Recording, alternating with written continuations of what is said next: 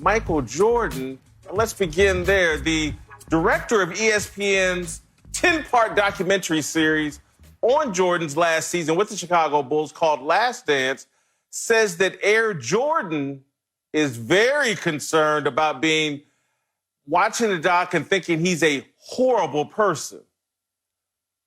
The doc has a bunch of never-before-seen footage and anecdotes about Jordan's hyper-competitiveness, his bullying tactics, his pettiness.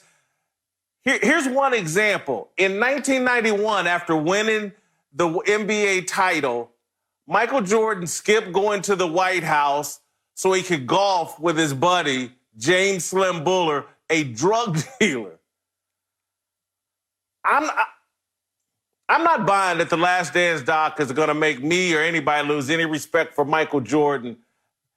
Maybe 5 years ago, this would be true, but not now. No way. The doc may actually have the opposite effect. It might make Jordan more real, less packaged, more relatable. That's my whole problem with LeBron James. Everything seems like a marketing campaign. Everything feels like it's been packaged. There's a press release for damn near every action LeBron James takes. When the dude shouts Taco Tuesday, he's working on trademarking the slogan so he can make money off of it. Look, it's great what LeBron's done with the I Promise School, but when you come out with a documentary that's basically exploiting the struggles of poor kids, it's a bad look. His HBO show, The Shop. This is LeBron sitting on a throne having a superficial conversation with a bunch of butt-kissing celebrities. I want to see Michael Jordan raw, uncut. Might expose him as a jerk, but I won't care as long as it doesn't expose him as a fraud. All right, I have no concerns. I want to see Michael Jordan be a jerk. Marcellus, any concern, any way possible that the Last Dance could make you lose any respect for Michael Jordan?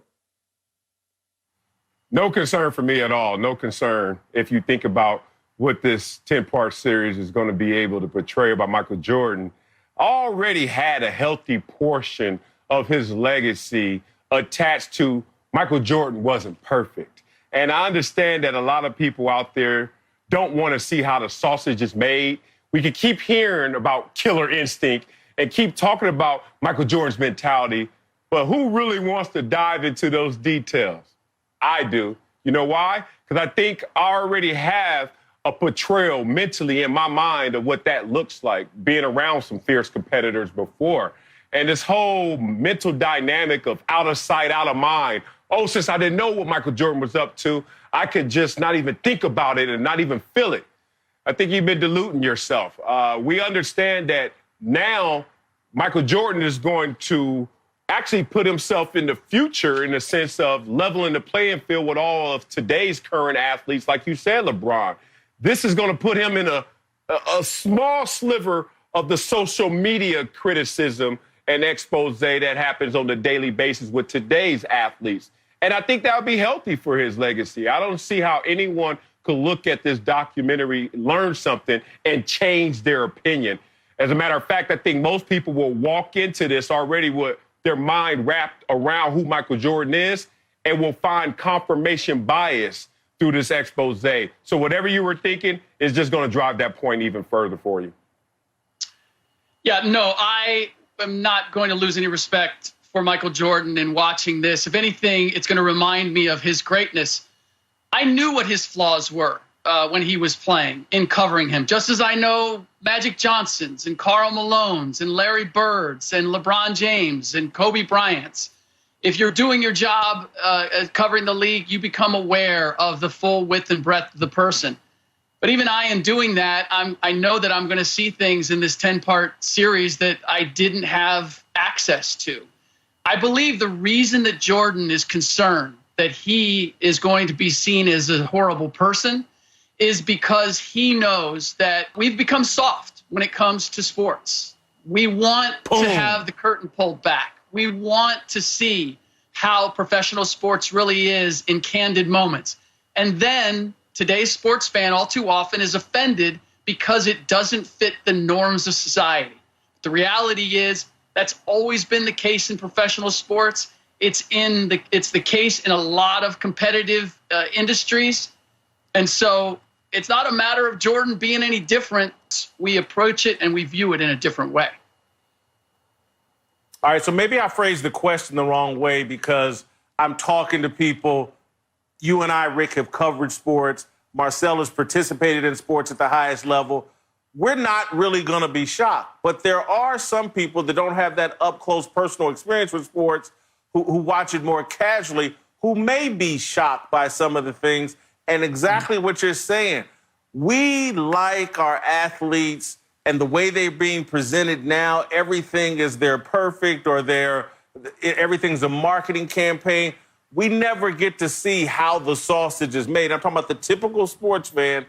And so any concern that the typical sports fan or the more casual, let's take my mom, for example. Let's say she watches it. There's nothing else to watch. There's no other sports to watch.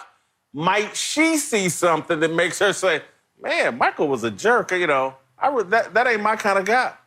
Yeah, no, I think there are going to be people that are offended. Those that have a keen eye and understand that it was all feeding the killer mentality. It's funny that people talk about Scott Burrell and how Michael Jordan treated him. That's part of the documentary. I was at a shoot-around, and I knew Scotty from the year before he went to the Bulls. He played for the Warriors, and I was the beat writer.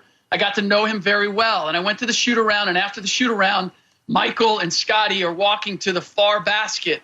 And I looked at Scotty, and I said, what did you do? And Michael turned and looked at me, and he said, he was talking. Now, so they went down. They played one-on-one. Michael kicked his ass. But it wasn't because he was talking and he just wanted to be punitive or combative or bully him. It was because Michael always knew what it took to win. That's where his focus was. So whatever he did, as harsh it might have been, punching Steve Kerr in practice, it was all about, I need to hone myself and this team in order to win championships. And for Scotty, it was, I don't want you haphazardly talking trash and giving the other team ammo. There better be a purpose behind what you say when you say it. And if you say it to me in a shoot-around, I need to teach you a lesson that that's not how we work here. Hey, look, could this pop some bubbles? Go ahead, I'm sorry.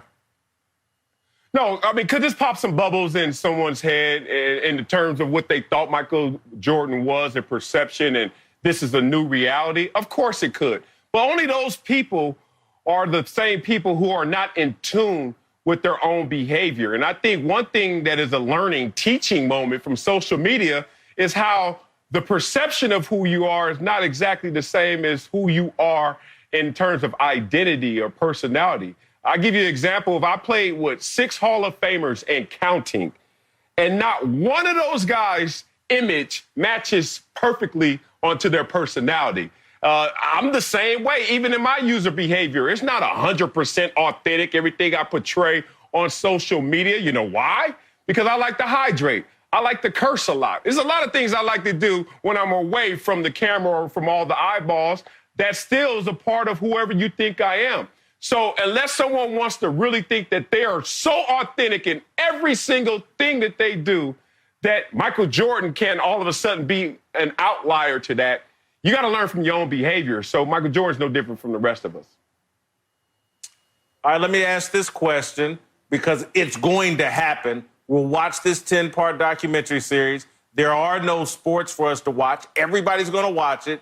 It's going to fuel more discussion about LeBron James versus Michael Jordan. Who's the GOAT? I think there's a lot of young sports fans who really aren't aware of just how great Michael Jordan is. I think Michael Jordan could be a winner in that regard. People having sat down for 5 weeks, I think they're going to show 2 episodes every Sunday. I think Michael Jordan might win in that regard, in more people having more respect for just how great he is. And it may change some minds in terms of who the GOAT is, Michael Jordan or LeBron James. Marcellus. Look, this is a documentary about the last year for the Bulls in the championship year. You couldn't set it up any better in terms of the last great year of Michael Jordan and certainly the great year in terms of team success.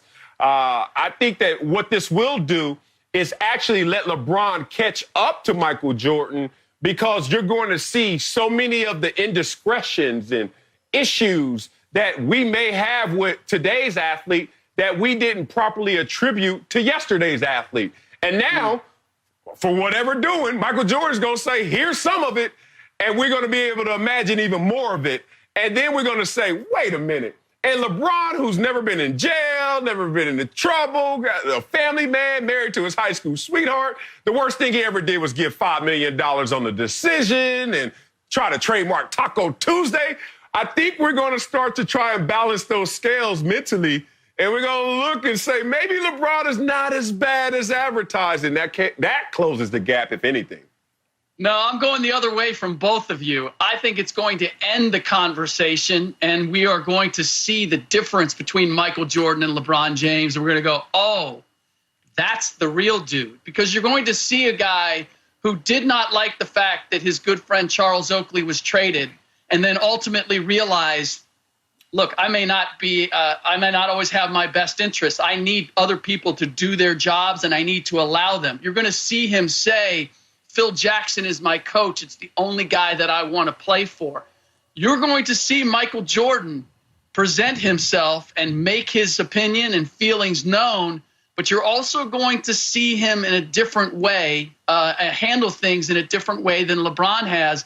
And I think just that constant presence of his drive and his demand and his insistence on playing every night and playing hard every night and having this insatiable hunger, that is going to make people realize who did not see Michael Jordan in his heyday, that they're going to go, oh, we were completely wrong making comparisons here, because this guy is a different cat. Thanks for watching. Subscribe here to get the latest from the show. And be sure to check out more of the best clips from Speak For Yourself, or go watch a few segments from our other shows on FS1.